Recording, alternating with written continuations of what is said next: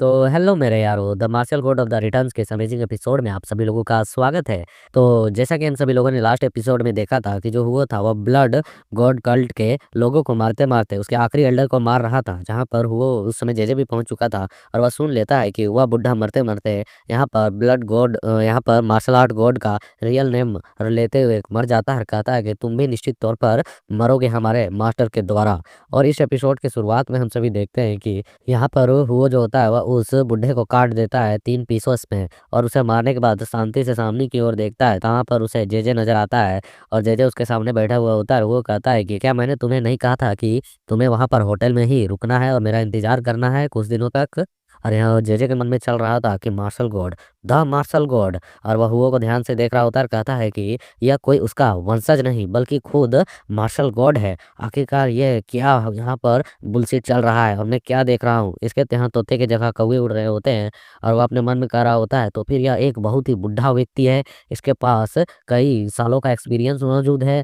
और हम उसी ब्लड गॉड कल्ट के एक एरिया का सीन देखते हैं अंदर, जो पहले से वहां पर कई सारे गार्ड्स खड़े होते हैं और वे कह रहे होते हैं कि हमें अपने मास्टर की रक्षा करना है, किसी भी कीमत पर हमें अपने लॉर्ड तक उसे पहुंचने नहीं देना है। यहाँ पर मृत्यु से हम नहीं डरते हैं। तभी हम देखते हैं यहाँ पर बीच में धमाका होता है और वह बंदे उड़ रहे होते हैं। और इस सेट के अंदर जो ब्लड गॉड होता है वो अपनी सीट पर शांति से बैठा हुआ होता है। और वहां उस तक आवाज आ रही होती है, उसे रोको, उसे जाने मत दो। लेकिन ये क्या हो रहा है? और फिर हम देखते हैं इन आवाजों को सुनने के साथ ब्लड गॉड होता है वो अपने हाथों में अपने स्वॉर्ड को बुलाता है और उसे पकड़ लेता है। उसके बाद हम इधर हुओ को देखते हैं जो उसके सभी बंदों को मारने के बाद इसके एंट्री गेट पर खड़ा होता है, स्विंग्स करते हुए बहुत ही तेजी के साथ अपने स्वॉर्ड को लेकर सीधे ब्लड गॉड को काटने के लिए आगे की ओर बढ़ जाता है। तो ब्लड गॉड भी यहाँ पर अपने स्वॉर्ड से उसके स्वॉर्ड को टकराते हुए कहता है कि आखिरकार तुम इतने ज्यादा बेचैन क्यों लग रहे हो मुझे मारने के लिए, या फिर तुम यहाँ पर खुद मरना चाहते हो इसलिए इतनी बेचैनी दिखा रहे हो। यह सुन हुआ कहता है कि क्या किसी ऐसे व्यक्ति के बारे में कह रहे हो कि मुझे मरना चाहिए, जबकि तुम्हें खुद अभी तक मरा हुआ रहना चाहिए था। और हम देखते हैं ये दोनों ही अपने शॉर्ट स्लेसेस से एक दूसरे को पीछे की ओर धकेलते हैं। वो कहता है कि तुम्हारी शक्ति तो बहुत वीक लग रही है। यह सुन ब्लड गुड कहता है क्या मजाक कर रहे हो। और फिर वो यहाँ पर खुद को संभालता है, उठता है, फिर एक शॉर्ट स्लेस चलाता है जिससे बचने के लिए ब्लड गॉड एक जंप लगाता है। और वह कहता है कि 1000 से भी अधिक वर्ष हो चुका है, लेकिन मैं पहले से बहुत ही ज्यादा स्ट्रांग हो चुका हूँ खुद को रिवाइव करने के बाद। तुम पूरी तरह से मेरे पावर्स के नीचे कुचले जाओगे। तो ये सारी बातें यहाँ पर वो दूर से सुन रहा होता है क्योंकि ब्लड गॉड उससे दूर चला गया होता है। और वो खड़े होकर कह रहा होता है कि मार्शल गॉड के नाम पर जो लिखी हुई कहानियां हैं आज उन्हें समाप्त करने का समय आ गया है। वो कहता है तुम अब भी ऐसे चीजों को लेकर सीरियस हो। और वह हंस रहा होता है मानो जैसे वो किसी बच्चे को देखकर हंस रहा हो। और वह कहता है कि यह तो बहुत ही ज्यादा बेकार है, सिट है जो तुम यहाँ पर कर रहे हो, जबकि यहाँ पर तुम क्या ही मतलब इतिहास बदलोगे, क्या ही जांच किए हुए चीजों को बदल पाओगे, जबकि यहाँ पर मैं तुम्हें बदलूंगा। यह सुन ब्लड गॉड हंसते हुए कहने लगता है हे, क्या तुम जानते भी हो कि मैं कौन हूँ? तो यह सुन हुगो कहता हाँ बिल्कुल अच्छी तरीके से मैं जानता हूँ कि आखिरकार तुम 8 इमोर्टल गॉड्स के स्टूडेंट हो, क्यों है ना? यह सुन ब्लड गॉड हैरान हो जाता है, कहता है कि एक मिनट, यह तो बहुत ही ज्यादा हिडन बात है जो कि मेरे अलावा किसी और को पता नहीं होनी चाहिए और ना ही होगी। आखिरकार इसके बारे में यह बंदा कैसे जानता है? और तभी हम देखते हुए वो उसके सामने एक बुक को फेंकते हुए कहता है कि मुझे यह बात अजीब लगा। स्पष्ट रूप से 1000 साल पहले मैंने तुम्हें मार डाला था, लेकिन इसके बावजूद भी तुम वापस से जिंदा हुए। और जब मैंने तुम्हारे वंशागत किताबों को पढ़ा, मतलब कि तुम्हारे बारे में और भी चीजों की जांच पड़ताल की, और जब तुम्हें यहाँ पर रिकारनेट किया गया, दोबारा से पुनर्जीवित किया गया, जो कि बिल्कुल असंभव था, तो अब मुझे कुछ चीजें पता चली हैं। तुम उन गॉड्स के जो 8 गॉड्स थे उनके स्टूडेंट हो। और ये इस बुक को देखकर ब्लड गॉड कहता है ये क्या, ये तो वॉरियर गॉड धर्म ग्रंथ है। और यहाँ पर जो जो हुआ होता है वह एक चीज बताता है कि तुमको यहाँ पर चेयून मूजे ने ही पुनर्जीवित किया है, रिकारनेट किया है और इस तरीके की बॉडी तुम्हें दी है। तो फिर आखिरकार चेऊन मुझे आपको यहाँ पर पुनर्जीवित क्यों करेगा? अभी मेरे मन में यही सवालें चल रही हैं, क्योंकि जिस दिन मुझे डोंगटिंग झील में सील किया गया था उसी दिन ऑर्थोडॉक्स, अनऑर्थोडॉक्स, यहाँ तक कि डीमन कल्ट के लोग भी मेरे सिर को लेने के लिए मुझ तक पहुंचे थे और मैं उनसे लड़ते लड़ते उन सभी लोगों को मार डाला था। वह सभी व्यक्ति मारे हाथों मारे गए थे। तब तक वे लोग आते रहे जब तक स्पष्ट रूप से मेरी पूरी ताकत खत्म ना हो गई, मेरी कीवाई समाप्त ना हो गई। और यह सब कुछ मुझे देखकर लगता है कि इन सभी चीज़ों को करवाने वाला पर्दे के पीछे ब्लड गॉड तुम थे उस समय पर। लेकिन स्पष्ट रूप से मैं यह भी चीज़ देख सकता हूँ कि जब वे सभी चीज़ें चल रही थी, लड़ाई हो रही थी और अंत में जब मेरी कीवाई पूरी तरह से एग्ज़ॉस्ट हो गई, तो उस समय अचानक से चेउन मुझे को फ़ॉलो करने वाले उसके 8 इमोर्टल्स अचानक वहाँ पर प्रकट हो गए। मानो जैसे वे कई लंबे समय से मेरा ही इंतज़ार कर रहे थे उस समय का, जिस समय मेरी शक्ति खत्म हो। और वहाँ पर वे पहुँचकर अचानक से मुझे बर्फ़ के अंदर उन लोगों ने शील कर दी। मतलब वो वहाँ पर जो फ़ाइट कर रहा था उतने सारे कल्ट के लोगों के साथ अकेले, वह ब्लड गॉड का किया हुआ धरा था। लेकिन इसके पीछे भी एक और मास्टरमाइंड था जो कि यहाँ पर 8 इमॉर्टल्स को भेजा और हुओ को सील करवाया।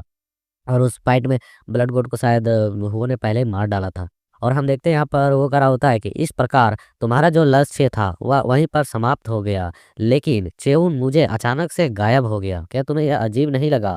उस दिन के बाद से क्या आपके मास्टर जो है एट इमोर्टल्स वह एक बार भी आपको दर्शन दिए? एक बार भी तुमसे मिलने के लिए आए? और वह उस बुक्स को पलट कर पढ़ रहा होता है, वह कह रहा होता है अपने मन में, इसमें जो लिखी हुई अतीत के बातें हैं वह मेरे मार्शल आर्ट के मतलब कोर्स के बारे में है। और ये सभी चीज़ें अब मुझे सोचने पर कुछ मजबूर कर रही हैं।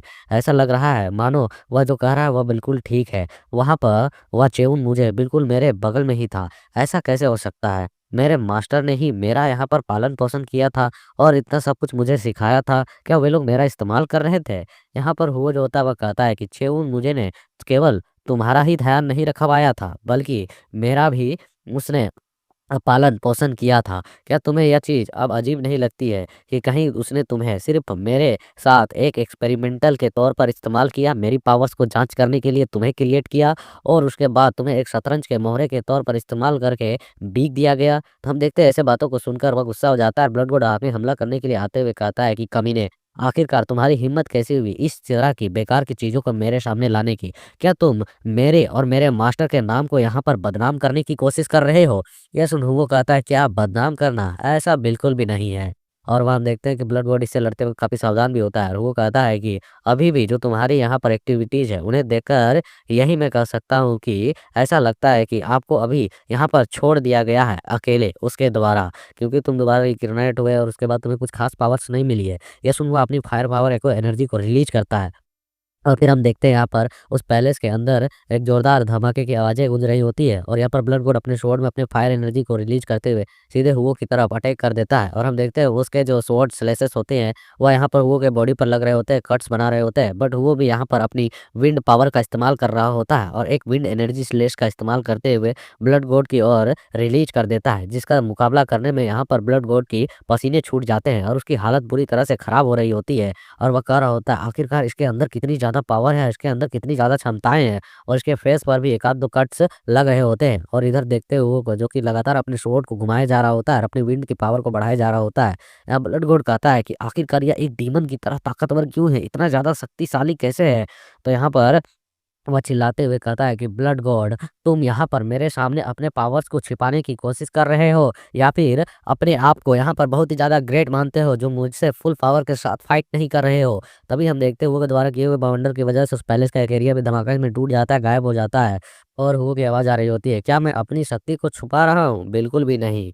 बस मैं तुम्हें यहाँ पर यह बताना चाहता था कि मैं इन चीज़ों से बोर हो चुका हूँ। मैं एक जीने की वजह ढूँढ रहा था। और वह यहाँ पर जिया को याद कर रहा था जब वह उससे मिली थी। और वह कहता है कि मैं तो बस तुम्हें यहाँ पर अब मारने के लिए आया हूँ ताकि मैं खुद शांति से जी सकूँ। क्योंकि जब भी मैं वापस लौटा उसके बाद से तुम्हारे जो वो पहले की हरकतें थे वह वापस से शुरू हो गई, जो तुम्हारे कारनामे थे जिसकी वजह से मैं यहाँ पर एक अच्छा जीवन नहीं जी पा रहा था। अब तुम्हें खत्म करने के बाद मैं एक अच्छी जीवन को जी पाऊंगा। और उसके बाद हमें इस के बाहर का सीन दिखाया जाता है जहाँ जे खड़ा होता है, वह परेशान लग रहा होता है और वह कहता है, हे भगवान, आखिरकार यहाँ पर लॉर्ड सही सलामत तो होंगे ना? और फिर वह इन बंदों के कपड़ों से इनके पैसे निकालते हुए कह रहा होता है, मुझे उम्मीद है उन्हें चोट तो नहीं लगेगी। और वह यहाँ पर देखता है अचानक एक धमाके की वजह से पूरी एरिया हिल जाती है और वह सामने की ओर देखता है और कहता है कि आखिरकार ये क्या, ये 15वां धमाका है। ये लोग कितने लंबे समय तक लड़ने वाले हैं। और फिर कुछ समय पहले का सीन दिखाया जाता है जहाँ पर वो ने कहा था कि आखिरकार मैंने तुम्हें प्रतीक्षा करने के लिए कहा था, तुम यहाँ पर आखिरकार क्यों आए? और यहाँ पर आ ही गए हो तो मेरे द्वारा सिखाए हुए चीज़ों को अब करना स्टार्ट कर दो और उन लाशों से पैसे निकालो, उनकी तलाशी लो। या सुन यहाँ पर जे कहता है, क्या लाशों से पैसे निकालना? और वह भी तो उसके थोड़ी पसीने छूट रहे होते हैं और वह कहता है, अच्छा हुआ मैं उनके बीच उनके फाइट में ना पड़ूँ, वही मेरे लिए बेहतर होगा। इन धमाकों को देखने के साथ मुझे लग रहा है ये मेरे से आउट ऑफ सिलेबस है। और उस घर के उस मैनर की जो होती है वह तबाही मच रही होती है और वह कह रहा होता है, ये लोग कब तक इस तरीके से तोड़-फोड़ करने वाले हैं भाई? और हमें दिखाया जाता है उसके अंदर का सीन जहाँ पर ब्लड गॉड और वो दोनों ही लगातार तलवारें टकराए जा रहे होते हैं। अब ब्लड गॉड उसके पावर्स को देखते हुए कह रहा होता है, बिल्कुल भी नहीं, ऐसा नहीं हो सकता है। या उस व्यक्ति की शक्ति कैसे हो सकती है जिसे हज़ार वर्षों तक सील किया गया हो, इसके बावजूद भी वह इतना ज़्यादा पावरफुल हो सकता है, जबकि हज़ार सालों से मैंने खुद को कल्टीवेट कराया, खुद को और भी ज़्यादा पावरफुल बनाया है।